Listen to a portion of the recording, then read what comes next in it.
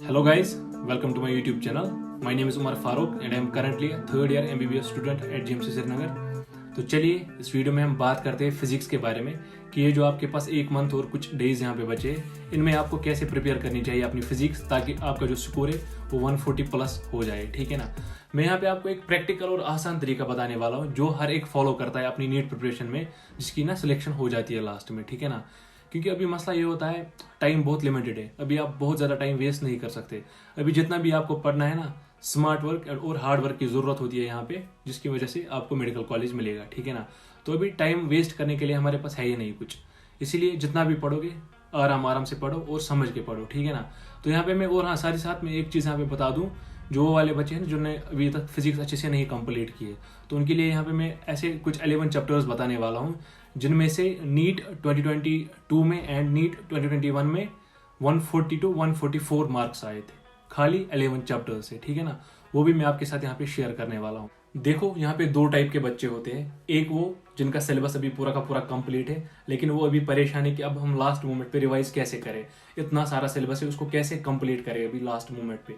और नंबर दो यहाँ पे वो वाले बच्चे होते हैं जिनका सिलेबस अभी इनकम्प्लीट है लेकिन मेहनत करने के लिए वो रेडी होते हैं कि अगर हम इतने चैप्टर्स करते हैं कम से कम हमारा स्कोर 140 प्लस आ जाता फिजिक्स में तो हमारी सिलेक्शन हो जाती है आराम से, ठीक है ना। तो सबसे पहले हम यहाँ पे बात करेंगे उन वाले बच्चों की जिनका सिलेबस अभी इनकम्प्लीट है, ठीक है ना। बाद में हम बात करते हैं यहाँ पे जिनका सिलेबस अभी कंप्लीट है कि उनको कैसे रिवाइज करना चाहिए। सबसे पहले बात आती है कि इनकम्प्लीट सिलेबस वाले बच्चों की। देखो मैं आपको अपनी एग्जांपल दूंगा, अगर मैं अभी आपकी जगह होता, मेरा सिलेबस अभी इनकम्प्लीट होता और मेरा नीट का एग्जाम होने वाला होता आगे 7 मई को, ठीक है ना, तो मैं क्या करता अभी। देखो सोचने वाली बात ये है, अभी मैं वो वाली चीज़ें पढ़ता कि जो नीट में आने वाली है, ठीक है ना। यहाँ पे सबसे इंपॉर्टेंट होती है कि टॉपिक्स को सिलेक्ट करना या चैप्टर्स को सिलेक्ट करना कि किस चैप्टर में से कितने क्वेश्चन आते हैं। देखो कोई बंदा ऐसा है जिसने 15 चैप्टर्स पढ़ लिए लेकिन उन 15 चैप्टर्स में से हर साल 10 या 15 या 30 मान लेते हैं 25 क्वेश्चन आते हैं। मैं एग्जांपल दे रहा हूँ यहाँ पे, ठीक है ना, ऐसे मत समझ लेना कि अब आ गए। या अब कुछ बच्चे ऐसे हैं जिन्होंने खाली 7 चैप्टर्स पढ़े और उनमें से उनको वो 30 क्वेश्चन मिले, तो ज़्यादा फायदे में कौन है। सीधी सी बात है, उन्होंने स्मार्ट वर्क किए तो उस हिसाब से वही अच्छे, उन्होंने खाली 5-6 चैप्टर्स बहुत अच्छे से पढ़े थे और उसमें से बहुत ज़्यादा क्वेश्चन निकल के आए थे नीट में। तो वैसे ही आपको करना है यहाँ पे। तो आपके लिए मैंने एक लिस्ट दे दी है यहाँ पे, आप यहाँ पे देख सकते हो, मैंने मार्क किया है स्क्रीन पे, मैं आपको ये दिखा रहा हूँ। तो यहाँ पे कुछ ऐसे 11 चैप्टर्स है जिनमें से ना नीट 2021 में एंड नीट 2022 में 35 से 36 क्वेश्चन आए थे। ये आप खुद भी देख सकते हो, या अगर आपके पास प्रीवियस पेपर है तो वहाँ से भी आप आराम से देख सकते हो। तो अभी आपको क्या करना है, जिनका सिलेबस इनकम्प्लीट है सबसे पहले आपको इन पे फोकस करना है, इनको टारगेट करना है, ठीक है ना। सबसे पहले आपकी प्रायोरिटी यही रहनी चाहिए, इनको मार्क करके रखो, इसका स्क्रीनशॉट ले लो और मार्क करके रखो बुक पे कि हमें सबसे पहले कौन से टॉपिक्स पढ़ने हैं या कौन से चैप्टर्स पढ़ने हैं, वो ये वाले पढ़ने हैं।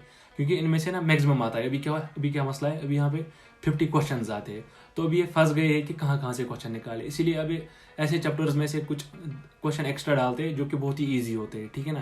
जैसे कि आपने भी देखा होगा, ये जो पहला वाला चैप्टर है यूनिट्स एंड डायमेंशन, इसमें से 3 क्वेश्चन आते हैं जो कि आपको पता है कि बहुत ही ईजी होता है, बहुत ही ईजी टॉपिक है यहाँ पे, ठीक है ना।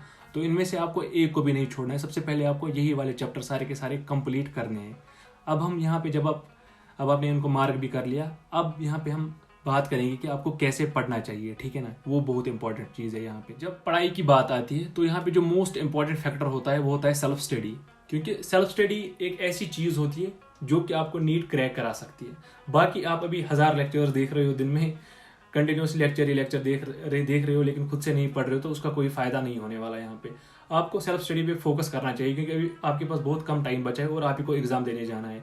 जब आप घर में एमसीक्यू सॉल्व करोगे उसके बाद ही आप वहाँ पे भी सॉल्व कर सकते हो, वरना ऐसे कि आपने वीडियो में डायरेक्टली देख लिया, खुद भी नहीं किया कॉपी पे, तो कैसे हो सकता है, ये आप समझ सकते हो।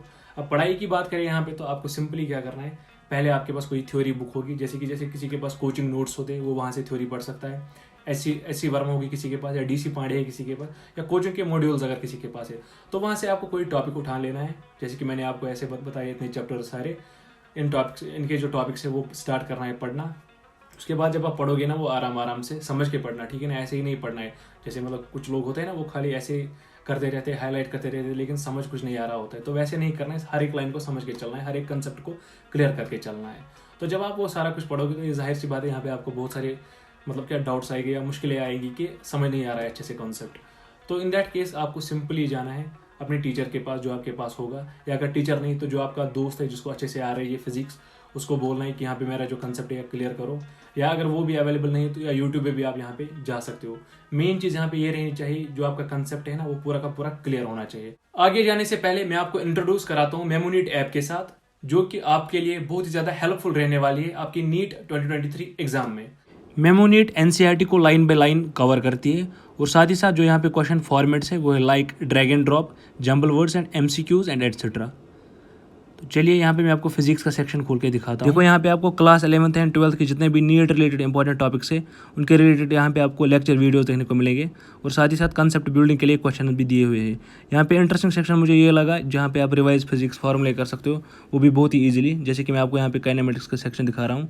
यहाँ से वेलोसिटी हमने खोल दी, तो देखिए यहाँ पे आपको पहले फार्मूला सिखाया जाएगा कि ऐसे ऐसे फार्मूला है। उसके बाद उसको याद करने के लिए यहाँ पे आपको match the following with respect to velocity, जैसे कि आप यहाँ पे देख सकते हो कि ऐसे आपको मैच करना है, और ऐसे ही figure out the formula of velocity.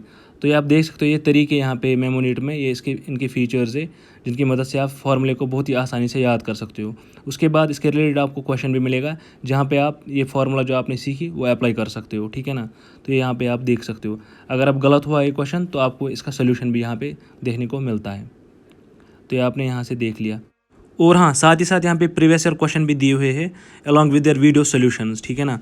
तो यहाँ पे आप ये देख सकते हो, देखो ये यहाँ पे जैसे प्रीवियस ईयर क्वेश्चन दिया है, उसके बाद पहले सॉल्व करोगे आप, अगर ठीक हुआ तो ठीक है, और साथ ही साथ इसका वीडियो सोल्यूशन भी नीचे दिया हुआ है, और साथ ही साथ इसके सिमिलर जितने भी क्वेश्चंस यहाँ पे बन सकते हैं वो भी यहाँ पे आपको देखने को मिलेंगे, जिसकी मदद से आपकी जो ये फॉर्मूला है या आपका जो ये कंसेप्ट है क्लियर हो जाएगा यहाँ पे, ठीक है। और हाँ साथ ही साथ अगर हम टेस्ट सीरीज़ की बात करेंगे, यहाँ पे आपको फुल लेंथ टेस्ट सीरीज़ और सब्जेक्ट वाइज टेस्ट सीरीज़ देखने को मिलेगी। थोड़ा सा केमिस्ट्री दिखाऊंगा यहाँ पे, जैसे कि यहाँ पे आपको physical chemistry formulas organic named reaction के लिए अलग सेक्शन देखने को मिलेगा। बायो की बात करूँ यहाँ पे आपको नोट्स और एसेशन रीजन वाले क्वेश्चन देखने को मिलते हैं जो कि अब आते हैं नीट में, ठीक है। अगर हम यहाँ पे नीट 2022 की बात करेंगे तो 96 out of 100 in bio, 42 out of 50 in chemistry and 30 out of 50 in physics questions आए थे directly from the Memonit app. अगर आपको इसका प्रूफ देखना है तो वो आपको ऐप पे अवेलेबल देखने को मिलेगा। अगर अब आप में से कोई इस ऐप को यूज़ करना चाहता है अपनी नीट प्रिपरेशन के लिए, तो मैं नीचे डिस्क्रिप्शन में लिंक दे रहा हूँ, वहाँ से आप डाउनलोड कर सकते हो। और हाँ यहाँ पे आप मेरा कोड यूज़ कर सकते हो उमर 300, जिसकी मदद से आपको ₹300 ऑफ मिलेगा। तो चलिए आते हैं अपने टॉपिक पे फिर से वापस। अब यहाँ पे आपकी थ्योरी हो गई, आपके जो कंसेप्ट है वो सारे के सारे क्लियर हो गए इस टॉपिक के रिलेटेड। उसके बाद सिंपली आपको आना है सॉल्व एग्जांपल्स पे, क्योंकि मैंने बहुत सारे लोगों को ऐसा देखा है जिनको फिर फिजिक्स नहीं आती। वो क्या करते हैं, वो थ्योरी तो पढ़ लेते हैं, उसके बाद डायरेक्टली एमसीक्यूज पे भाग जाते हैं। तो वैसे आपको नहीं करना है। थ्योरी पढ़ने के बाद आपको सॉल्व एग्जाम्पल्स देखनी है। इस सॉल्व एग्जाम्पल से होगा ये, जब आप ये करोगे, आपने ऊपर टॉपिक पढ़ा, उसके बाद ये इसकी एप्लीकेशन होती है। तो इस एप्लीकेशन की मदद से आपका क्या होता है, जो कंसेप्ट है ना वो पूरा का पूरा क्लियर हो जाता है। और यहाँ पे तरीके आपको मिलते हैं कि हमें क्वेश्चंस को कैसे टैकल करना है एग्जाम में, या आपके पास जो एक्सरसाइज आती है फिर सॉल्व करने के लिए उसको आप कैसे कर सकते हो, तो वो यहाँ पे दिया हुआ होता है। तो इसको अवॉइड बिल्कुल भी नहीं करना है। उसके बाद सॉल्व एग्जाम्पल खत्म करने के बाद आपको आना है नीचे, आपको यहाँ पे एक्सरसाइज मिलेगी। उस एक्सरसाइज को आपको सारा का सारा कर देना है। मतलब उसमें अगर 5 क्वेश्चन 10 क्वेश्चन दिए हुए हैं, वो कैसे दिए हैं, जो आपने ऊपर टॉपिक पढ़ा है उसी के रिलेटेड वो दिए हुए होते हैं, ठीक है ना। और वो जो फार्मूला आपने ऊपर पढ़ी या कंसेप्ट पढ़ा वो यहाँ पे अप्लाई होता है। यहाँ पे ऐसे ये क्वेश्चंस बनाए हुए होते हैं कि अलग अलग तरीके से इसको रिप्रेजेंट किया जाता है आपके सामने, और आपको लगता है अच्छा ये कुछ अलग ही लग रहा है। अगर आपने मत किया होगा तो आपको एग्जाम में लगेगा ये कुछ अलग ही क्वेश्चन है, लेकिन क्वेश्चन वही होता है, फॉर्मूला भी वही होती है, लेकिन आपको समझ नहीं आ रहा होता है कि ये क्या पूछने वाला है, ये क्या पूछ रहा है यहाँ पे। तो बहुत सारे डाउट्स आ सकते हैं यहाँ पे, इसलिए मैं आपको रिकमेंड करूंगा ये एक्सरसाइज आप कर लो। देखो अभी आपके पास यहाँ पे टाइम कम है, ये इतना कुछ किया ना आपने, तो उसके बाद सिंपली आपको आना है डायरेक्टली यहाँ पे PYQs पे। जितने भी PYQ इस टॉपिक पे दिए हुए हैं ना वो सारे के सारे आपको करने हैं। अगर आपको टॉपिक वाइज देखना है, एक आपके पास तो बुक भी होगी टॉपिक वाइज जो जिन पे आपको PYQs देखने को मिलेंगे, या इस ऐप में भी आपको दिया हुआ है ये सारा कुछ, जैसे कि मैंने आपको बताया यहाँ पे, ठीक है ना। इतना सब कुछ करने के बाद अगर आपके पास टाइम बचता है तो आपको मैं रिकमेंड करूंगा कि आप यहाँ पे टेस्ट दो, क्योंकि टेस्ट से आपको ये पता चलेगा कि जो गलतियां होंगी ना टेस्ट में, देखो आप टेस्ट में क्या करते हो, यहाँ पे आप गलती करते हो, तो इससे आपको पता चलता है कि अगर हम ये नीट में एग्जैक्ट नीट में करते यही सेम वाली गलती तो आपको -1 मिल जाता है। लेकिन अब अगर आप ये घर में करते हो तो आपको सिंपली पता है कि कोई नुकसान नहीं होने वाला। आप यहाँ पे ये क्लियर करोगे ये वाली गलती, और फिर नीट में ये सही क्वेश्चन करके आओगे, जिसकी मदद से आपको 5 मार्क्स बचेंगे। देखो 5 मार्क्स कैसे, एक तो 4 मार्क्स इसको आ गया, और -1 जो आपका होने वाला था वो भी बच गया यहाँ पे, ठीक है ना। तो ऐसे आपको चलना है हर एक चीज़ में। तो ये कंप्लीट मैंने आपको बता दिया, थ्योरी पढ़नी है, कंसेप्ट क्लियर करनी है, सॉल्व एग्जाम्पल्स करनी है, एक्सरसाइज करनी है और हेल्प लेनी है टीचर से या जो भी आपके पास रिसोर्स अवेलेबल है।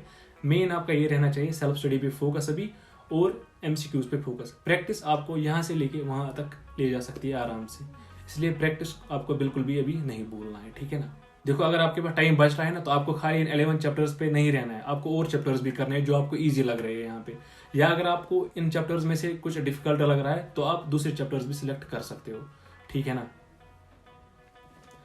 तो अगर अब आप इतना सब कुछ करोगे ना जितना कि मैंने आपको बता दिया, तो मैं गारंटी देता हूँ आपको 140 प्लस मार्क्स आराम से मिल जाएंगे फिजिक्स में। क्योंकि अभी अगर आप पेपर उठा के देखोगे ना, तो 2022 में या 2021 में पेपर थोड़ा सा इजी आया है कंपेरेटिवली, अगर आप प्रीवियस ईयर से देखोगे तो इसलिए मैं आपको यहाँ पे बता रहा हूँ कि अभी आप क्या करो, PYQs करो, ठीक है ना। क्योंकि PYQs से अगर आपने देखा होगा ना, ऐसा किसी ने एनालिसिस किया था किसी कोचिंग ने, उन्होंने सीधे दिखाया था साफ साफ 25 के 26 क्वेश्चन ऐसे आए थे जो कि डायरेक्टली आए थे PYQs से। क्या पता आपको पता होगी भी कि नहीं, लेकिन मैंने वो देखा है तो मुझे पता है। ऐसे ही यहाँ पे और जो बाकी क्वेश्चन आए थे ना, बाकी 25 क्वेश्चन, वो मतलब सिमिलर थे, जो प्रीवियस क्वेश्चन होते हैं ना उन्हीं के सिमिलर थे, कुछ नया नहीं था वहाँ पे।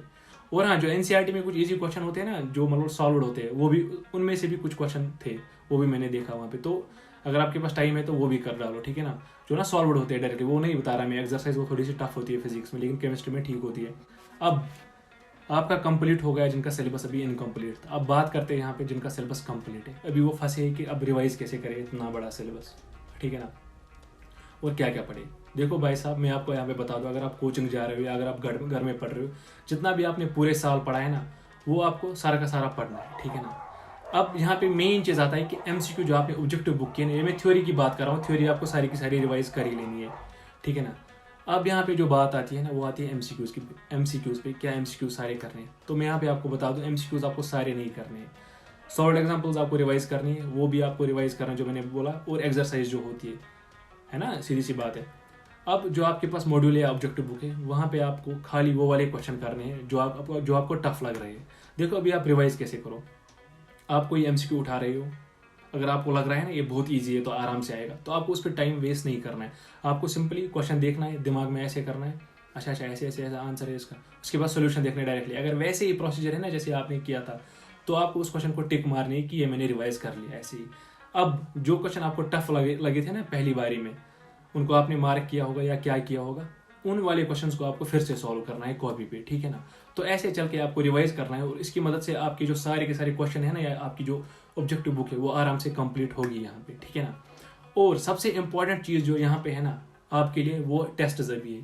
टेस्ट से आपको पता चलेगा कि हम अभी कहाँ पे स्टैंड कर रहे हैं और हमें कितना आ रहा है, ठीक है ना। और जो गलती यहाँ पे करोगे वो नीट में नहीं करोगे, क्योंकि सीधी सी बात है, यहाँ पे गलती करोगे तो ठीक है, वहाँ पे करोगे तो नुकसान है। और आपको भी PYQs में से कोई भी क्वेश्चन नहीं छोड़ना है, क्योंकि PYQ से ना बहुत सारे क्वेश्चन रिपीट होते हैं, तो वो नहीं छोड़ने हैं। ये मेरी बात मान लो, जब आप एग्जाम दे के आओगे ना तो मुझे दुआ दोगे, ये मैं गारंटी देता हूँ, अगर आप ऐसा करोगे तो। वरना अभी इधर उधर के क्वेश्चन में फंसोगे तो फिर पता नहीं यार क्या होगा आपके साथ, ठीक है ना। तो मैं बता रहा हूँ PYQs आपको भी करने हैं, टेस्ट आपको भी देने हैं, तो ऐसे आपको करना है। अभी कोई ऐसे बैठेगा, इतना सा इजी क्वेश्चन है, उसमें छोटी सी फॉर्मूला आप लगा सकते हो और आंसर निकल के आएगा, और अभी आप वो सॉल्व करने बैठोगे तो उससे आपका टाइम वेस्ट होगा, क्योंकि अभी आपको वो आ रहा है, तो अभी आपको वो नहीं करना है। आपको ऐसे ही देखना है जैसे कि मैंने आपको बता दिया। ये बहुत ही मतलब इफेक्टिव तरीका होता है आपको रिवाइज करने का, जिनका सिलेबस अभी कंप्लीट हुआ होता है, ठीक है ना। सजेशन मान लो, अभी बड़ा भाई समझ के चलो, मैं गारंटी देता हूँ आपका नीट एग्जाम बहुत अच्छे से जाएगा। अभी उन पे चीज़ों पे फोकस करो जो आपके वीक टॉपिक्स है, ठीक है ना, जिनका ना सिलेबस कंप्लीट है। तो इतना सब कुछ आपको करना है, कुछ और मत रह गया, कुछ नहीं रहा यहाँ पे, सारी चीज़ें मैंने आपको बता दी। अब अगर किसी को आप कोई डाउट है वो नीचे कमेंट सेक्शन में पूछ सकता है मुझसे, मैं आपका रिप्लाई करूँगा वहाँ पे, ठीक है ना। यहाँ पे क्या हुआ होता है कि अभी हमारे भी एग्ज़ाम चल रहे थे, तो मैं ज़्यादा रिप्लाई नहीं कर पा रहा था, या क्या हो रहा था कि वीडियोज़ भी नहीं बना पा रहा था, आपकी हेल्प नहीं कर पा रहा था, सिंपली बता दूँ तो अब एग्ज़ाम्स ख़त्म हो गए, अब 3rd ईयर स्टार्ट हो गया है हमारा, तो अब ठीक है। तो बस इस वीडियो को यहीं पे करते हैं एंड थैंक यू।